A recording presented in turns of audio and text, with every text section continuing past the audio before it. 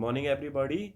तो जैसे कि आपको पता लग चुका होगा कि अपना सेकंड ग्रेड और फर्स्ट ग्रेड का लिटरेचर वाला पोर्शन का जो पूरा सिलेबस है वो चेंज हो चुका है। और अब हमारी जो स्ट्रैटेजी है वो बिल्कुल चेंज होने वाली है, क्योंकि आप पुरानी वाली जो स्ट्रैटेजी ये थी जो रट्टाफिकेशन के ऊपर चलती थी, या आपने कुछ फैक्ट्स याद कर लिए, या एक देखा जाए तो 2016 के बाद से लिटरेचर का सिलेबस चेंज ही नहीं हुआ। तो वो सारे के सारे फैक्ट्स या कंपटीशन था, सारा पूरा का पूरा फर्स्ट पेपर के ऊपर डिपेंडेंट था 110% फर्स्ट ग्रेड का वो, है ना। अब क्या किया है इन लोगों ने, पूरा सिलेबस चेंज करने के बाद अब इसमें क्या क्या चीज़ें करी, पूरी कंप्लीट ब्रिटिश हिस्ट्री डाल दी। अगर आपको देखने में ऐसा लग रहा होगा literary periods, it's not just about periods, they going to ask you anything pertaining to British history. उसके अलावा इन्होंने पूरे यूजी और पीजी के सिलेबस के अंदर जो लेटेस्ट टेक्स्ट थे, जो एक सेमिनल हो, या अगर आप लोगों ने अच्छे से बीए और एमए मास्टर्स कर रखी है, तो I don't think that be causing you a lot of trouble. But वो जो प्रॉब्लम्स हैं वो भी आपको फेस करना पड़ेगी, क्योंकि सिलेबस तो चेंज हुआ है, देखो दोस्तों। और अब वो स्कोर नहीं होगा कि आप सेकंड पेपर के अंदर 135 क्वेश्चन सही कर रहे हो, है ना, 137 क्वेश्चन सही कर रहे हो, है ना, क्योंकि वाइड स्पेक्ट्रम हो गया, वोकेबलरी भी ऐड कर दी। तो अब आपको कौन कौन सी स्किल्स चाहिएंगी जिन स्किल्स के थ्रू आप ये एग्ज़ाम क्लियर कर सकते हो। अगर आपको लगता है सिर्फ कोचिंग के भरोसे होगा तो नहीं होगा। सबसे पहले आपको चाहिएगी कॉम्प्रिहेंशन स्किल्स। कॉम्प्रिहेंशन स्किल्स के लिए आपको पर डे कम से कम 2 से 3 पेज पढ़ने की आदत डालनी ही पड़ेगी। कोई कोचिंग इंस्टीट्यूट कोई भी आपकी मदद नहीं कर सकता इस पोर्शन के लिए। दूसरी, आपको एनालिटिकल स्किल्स पे भी काम करना पड़ेगा। चीज़ों को सोचने समझने की जो क्षमता है उसको थोड़ा सा डेवलप करना पड़ेगा from a literature point of view, है ना। तुम सोचोगे यार किसी के नोट्स पढ़ के काम चल जाए, नहीं। अभी तो सेकंड ग्रेड का जो पेपर देखा था उसमें 3-3 स्टेटमेंट थे, 4-4 स्टेटमेंट थे, 5-5 स्टेटमेंट थे।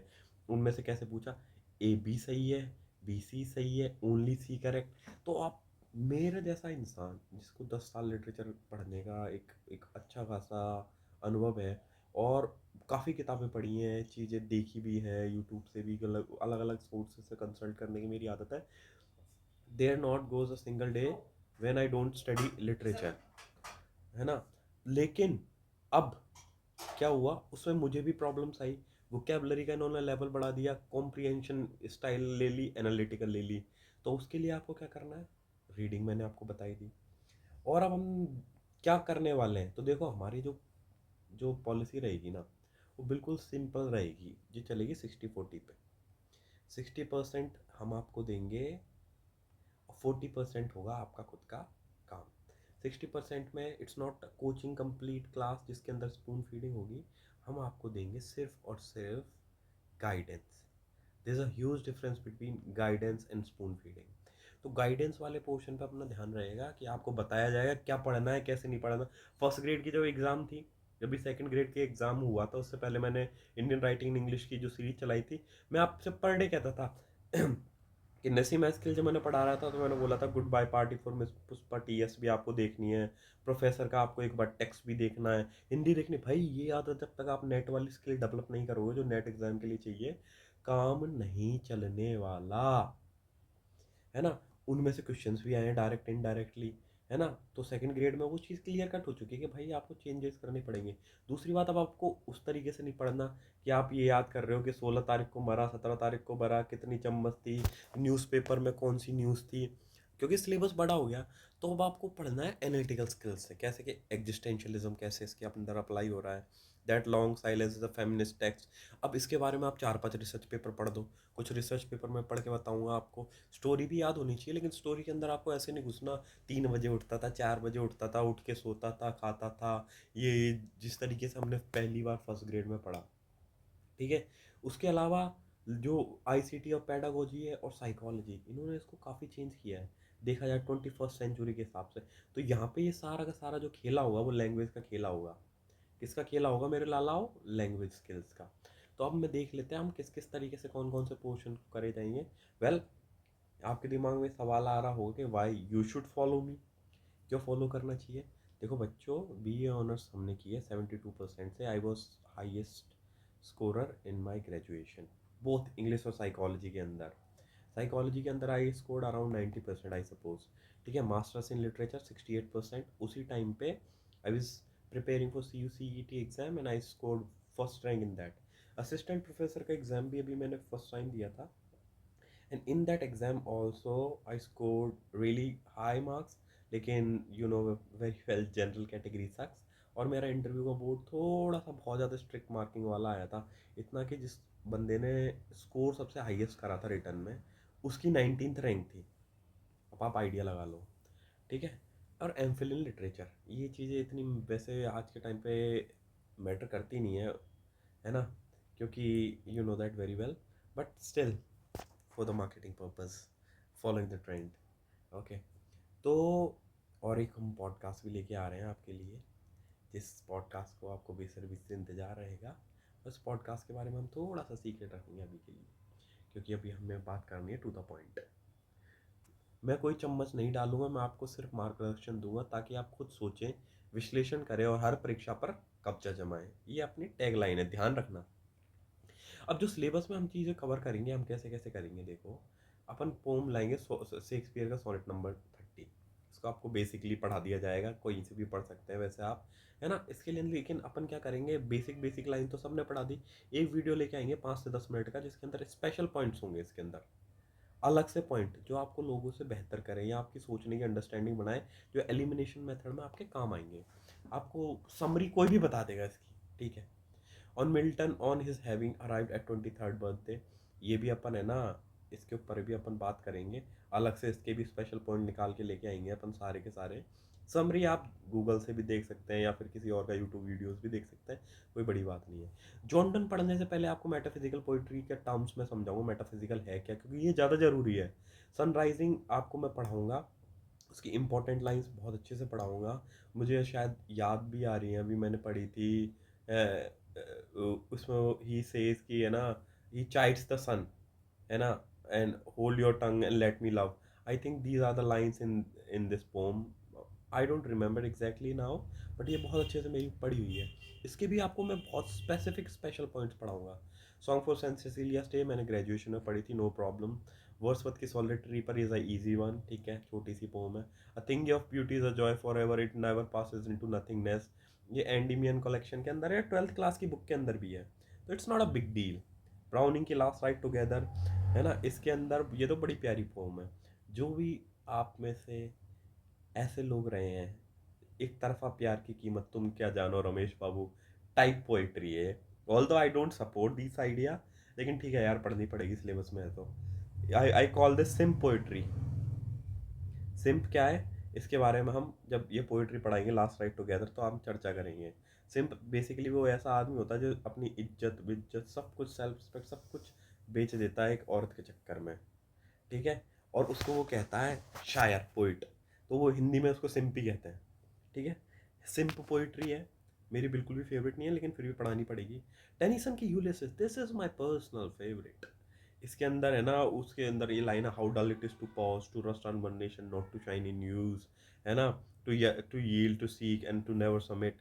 कि एक तरीके से आपके अंदर जिजीविषा और जिज्ञासा कितनी होनी चाहिए आपको लड़ाई करने के लिए। You should always be ready to fight like a warrior. तो ये बहुत प्यारी पोइट्री है, इसको अपन बहुत स्पेशल पॉइंट्स में आपके पढ़ाऊंगा। Love song of J Alfred Prufrock, ये भी वही पोइट्री है, ब्राउनिंग की लास्ट राइट टुगेदर, जिसके अंदर इसको इस पोइट्री का थीम मान लो over thinking, analysis paralysis and living in the head. अब ये वाली पोइट्री आप जैसे ही पढ़ोगे, तो आपको ये दोनों को आप कंपेयर कर पाओगे, और आपने आसपास 90% या खुद भी आप उसी फेज से गुजर रहे हो तो आपको दिखेंगी। नरूदा की कीपिंग क्वाइट, ये भी शायद 12th क्लास के सिलेबस में थी, तो ये भी इंपॉर्टेंट पोइट्री है, इसको भी अपन देखेंगे।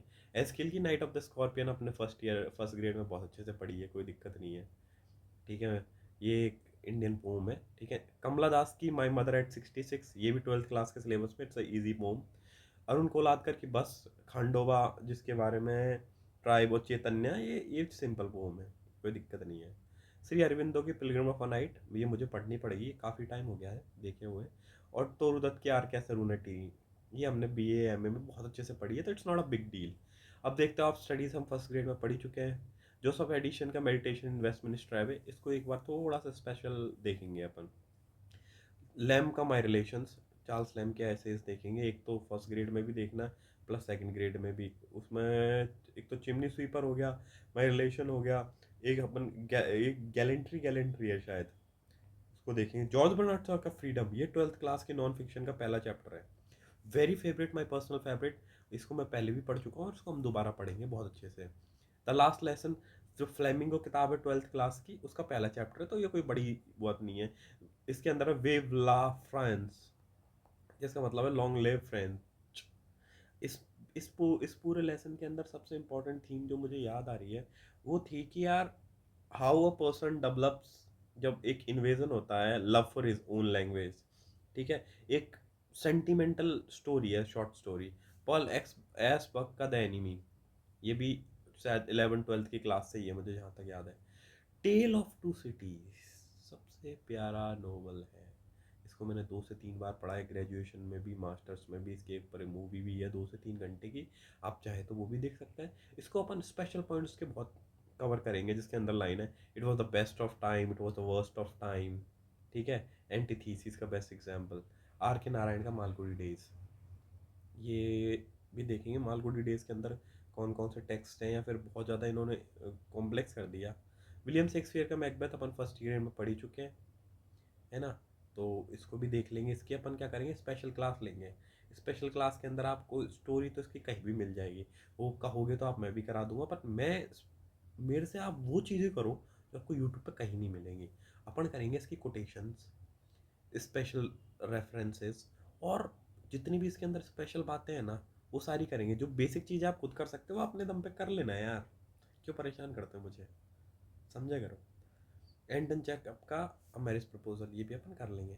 तो हम हमारी स्ट्रेटजी क्या रहेगी, क्योंकि मेरे पास भी अभी इतना ही टाइम है ना। I am doing a lot of stuff, और एग्जाम की प्रिपरेशन भी करनी है, because first paper sucks for me, है ना, general category.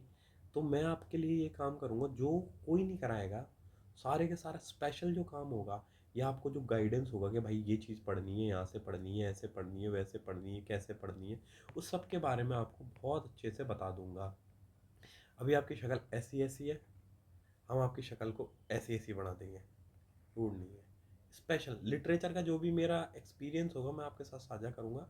And with this हम बहुत अच्छे से इस जंग को जीत लेंगे। इसके उल्टे पैर कर देते हैं, माई ड्राइंग सक्स।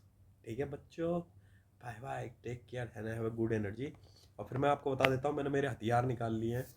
हथियार, ये 12th ये किताब थी मेरी फेवरेट, रॉबर्ट ब्राउनिंग की, एस सेम की, ये निकाल ली। तो W.B. येट्स की भी निकाल ली, वॉल्ट विटमैन भी आपके लिए निकाल ली हमने। ठीक है, एसेज ऑफ एलिया, ये निकाल ली। ये काफ़ी किताबें अब तुम्हारे भाई के पास। ये निकाल ली पैराडाइज लॉस्ट, ये निकाल ली एमिली डिकिंसन, और ये निकाल ली अपन ने T.S. एलियट।